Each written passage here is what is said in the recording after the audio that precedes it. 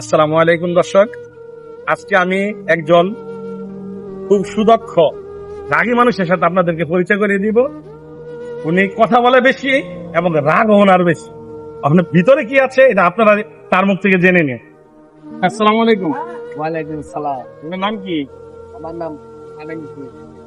আপনি দেখি মাঝে মাঝে এই ট্রাফিকটা নিয়ন্ত্রণ করতে যে অনেক রাগান্বিত হয়ে যান, এটা কেন? বলে যার প্রতি রাগ বেশি তার প্রতি ভালোবাসা হবে তো। আমি মনে করেন অনেক সময় ট্রাফিকের দায়িত্ব পালন করতে গিয়ে কেন মনে করেন ইন্ডেক্সের সামনে বছর জ্যাম লেগে থাকে।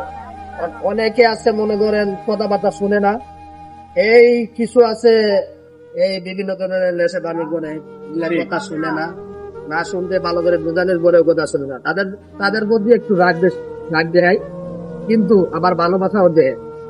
যারা ভালোবাসা বুঝে তাদের লেগে ভালোবাসা আছে, আর যারা ভালোবাসা বুঝে না তাদের প্রতি রাগ আছে। এখন আপনি এই ট্রাফিকটা রাগান্বিত না হয়ে ভালোবাসা দিয়ে কিভাবে বুঝতে চান? ভালোবাসা দিয়ে অনেক সময় অনেক ক্ষেত্রে বুঝাই, কিন্তু এই ভালোবাসাটা কিন্তু এরা বুঝে না। না বুঝতে গিয়ে তর্ক বিতর্ক হয়ে যায়, তারপরে মনে করেন রাগ না দেখাইলে ট্রাফিক নিয়ন্ত্রণ করা যায় না। ঠিক আছে, তারপর আপনি যথেষ্ট চেষ্টা করবেন যে ভালোবাসা দিয়ে কতটুকু বোঝানো। যথেষ্ট পরিমাণ চেষ্টা করি, যখন অক্ষম হয়ে যায় মানে দেয়ালে ফিট লেগে যায় তখন আর কিছু করার নাই, রাগান্বিত হতে হয়।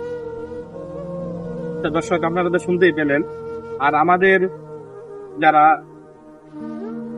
অটো মিশুক ভাই আছেন, যারা গাড়ি চালান, তাদেরকে দৃষ্টি আকর্ষণ করে বলছি, আপনারাও ট্রাফিক আইনটা মেনে চলবেন।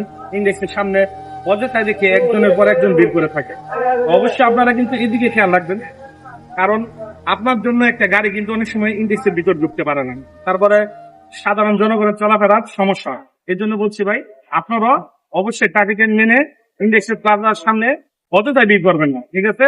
এতে আপনারও ভালো, সাধারণ জনগণের জন্য ভালো। আসসালামু আলাইকুম।